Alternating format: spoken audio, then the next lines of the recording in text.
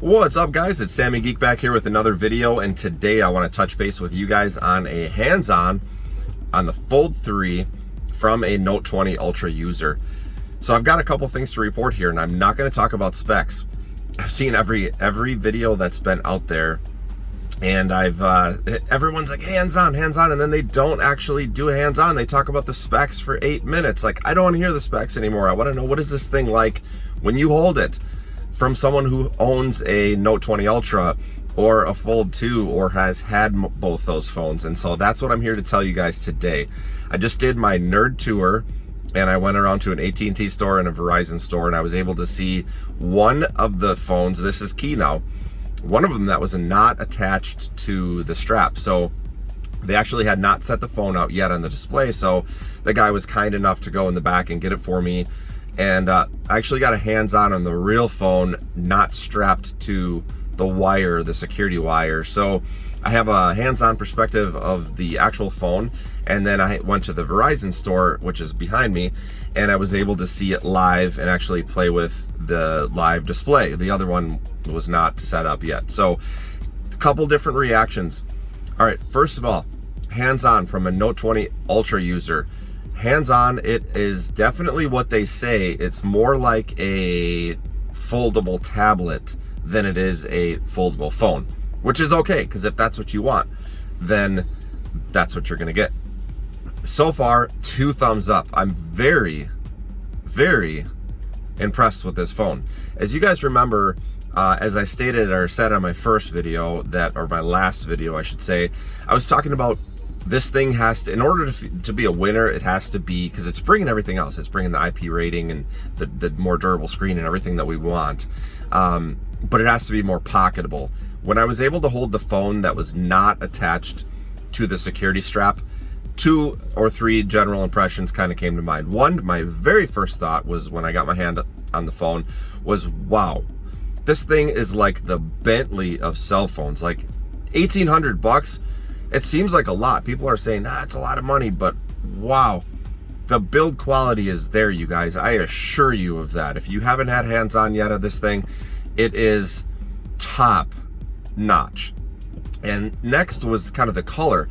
This actually held the matte black at both locations. Again, the one was attached to the security strap, but the other one, that was my second impression, was like, wow, this thing, because what they did is they put the matte black around the side of the phone as well, where, if you guys remember, like on the Fold 2, I believe it was more slick. It was more like a shiny black chrome or whatever it might have been.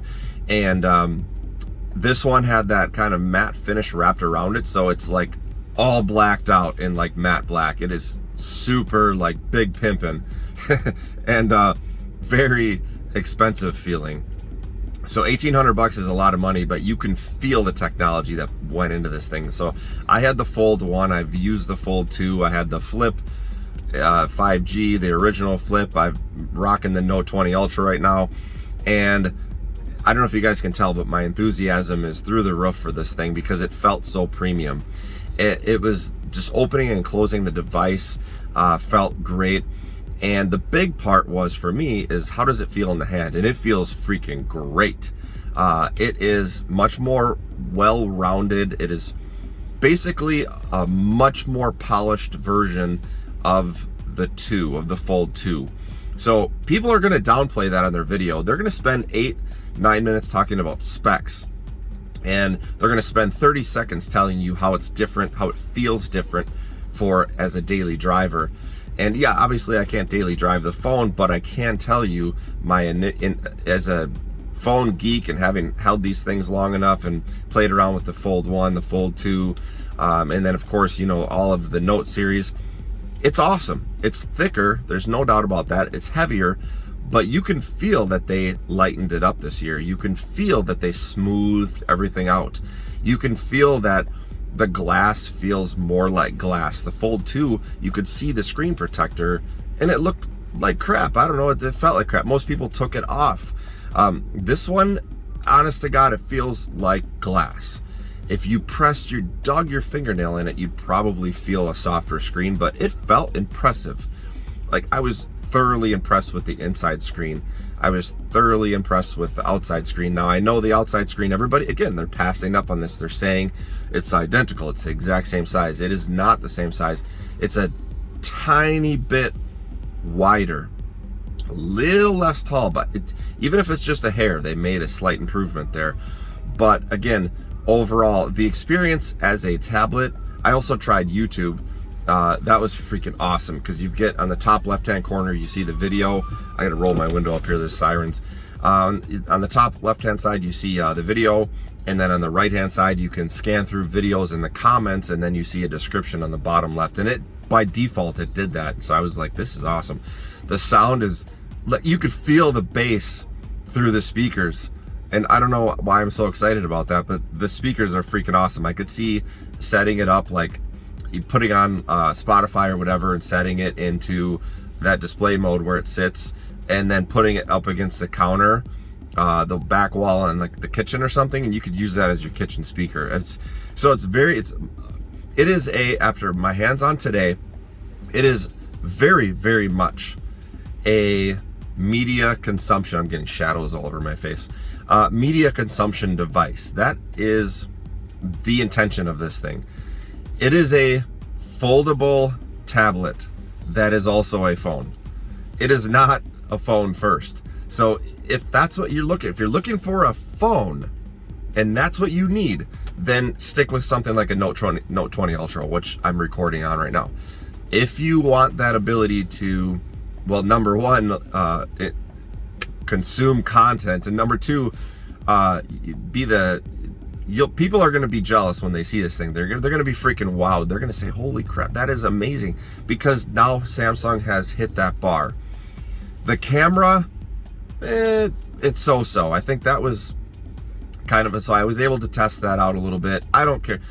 Everybody's ripping the selfie camera on the under display camera on the main screen. But here's the deal. I think a few reviewers have said this, but remember, you guys, who in the hell is taking their main photos with that widescreen open? You've got a perfectly good selfie camera on that front screen. Use it as it's intended to do. The under display camera is intended, because of the device being a media consumption device, it is intended for video conference calls and such, and to be able to get rid of that dot a little bit. Now let me speak about the dot, the pixels that are shining above the camera. That I would not give 5 stars to. I would give that about 2 to 3 stars for light colors. When you're looking at whites, it's almost I don't know, it's almost like you've looked into the sun and you see the twinkling in your eye. That's what I saw for a second. Now I got used to it pretty quick after a couple minutes, but it was kind of obvious at first. Now, is a hole punch any better? I don't know about that, but I think your eyes have to get used to that kind of it's almost like a twinkle, for lack of a better term. You guys will see what I'm talking about when you see it happens during the whites. During other colors, darker colors, it's perfect. It covers up the punch hole and it does its job. But that brightest, man, like, you almost need to have an update to where you can adjust the brightness, if this makes sense, of what is happening over that hole punch. So let's say you want it to affect like 0 let's say you got a slider bar from 1 to 10. You want it to be maxed out on 10. But what if you actually don't want that to be 100% bright? Let's say you want it to be 50% bright, so you're not getting that kind of twinkly effect. That's what I was getting when it was everything else was so white.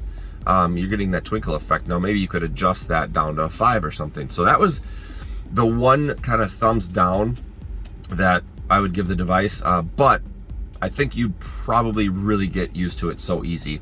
The other thing that I noticed is when it's open, oh my gosh, that is paper thin. I don't know how the hell they got the thing so thin. It is thin. It is just amazing, you guys, to hold in the hand. And again, this is coming from a Note 20 Ultra user. When this thing is open, yes, there's not a case on it, but it was awesomely thin. And folded together, you can feel that they've lightened it up. You can feel that they've rounded the the edges and so forth. And you can feel that they made it feel a little bit more premium. The other thing that I really liked was the power button, the readjusted power button. So it does have a more tactile feel. You can actually really hear it click when you press it. And for me, there's so many times that for whatever reason, maybe it's dim out or dark out, and or whatever, for whatever reason, and I press the power button on my Note 20 Ultra and it does not open up because it's like, I don't recognize your face. So then you have to put your thumb on the screen or your finger on the screen, and half the damn time it doesn't recognize it. So you end up swiping and doing your password anyway, or your little swipe pass. And to me, I think that an actual physical power button with a fingerprint reader built in is going to be awesome. It's going to be one press and it powers on, and there's no question if it didn't get your face. So the one question is, what happens if you accidentally touch the button when it's in your pocket? Does it power up the phone? So that'll be a little bit of a question, because I think it was a problem on the Fold 2. But I do have the Phantom Green on order. I saw the Phantom Black. It looks pretty awesome. I ordered the Phantom Green because I think it looks more like a gunmetal. I don't know if you guys are seeing this online, but it doesn't look like a green to me. It looks like a gunmetal, and I would prefer that slight hue of green gray over the black. Now, I will tell you, if you like a black phone, you're gonna love this thing. It is like murdered out, matte black, big pimpin'. You just can't go wrong with the black, and I think the green is gonna be awesome. I might even cruise over to Best Buy and see if they have the different colors. I'm sure the light one will be awesome if you like the light as well, but normally I go with the white phone, but after seeing this thing in person, I mean, the black is just freaking premium. I mean, I said it before, I think, on this video, but it is like the Bentley of cell phones. You will be the king of the party if you bring this thing and you're showing this thing out. I promise you. Who cares about the cameras anymore, man? When you open this thing up and you're able to watch your videos and do your Googling, whatever you're gonna do, and the different apps and so forth, and the enhanced Spotify, you're gonna be in heaven with this thing.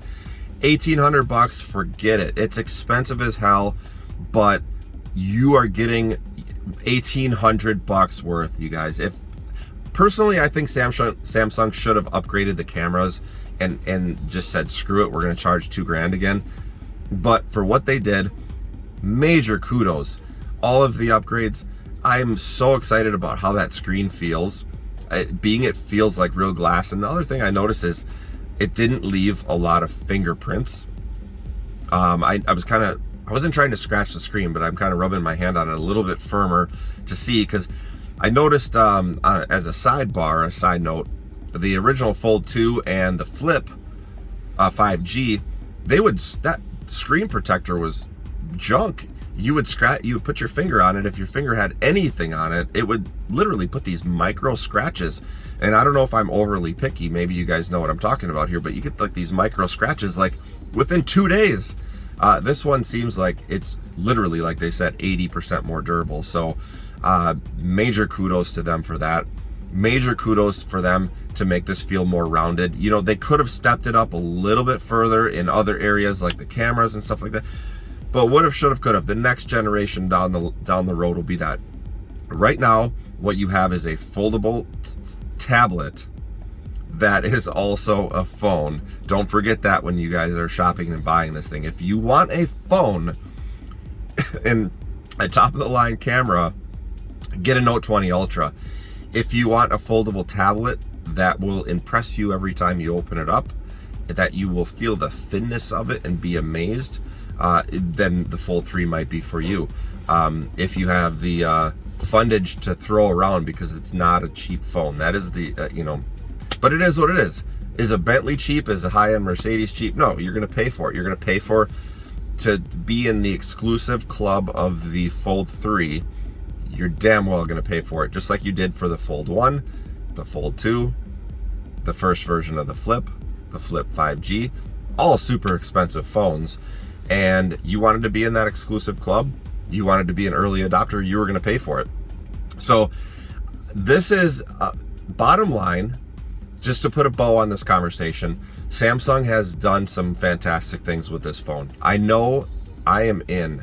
You guys, there's just no way if you're a geek like I am with these phones and you really want a foldable tablet that goes in your pocket, which I want, then you're going to be a Fold 3 candidate. Again, if you take a lot of pictures and you're a photographer and you want to have the best camera specs out there, well, this phone's probably not going to be for you.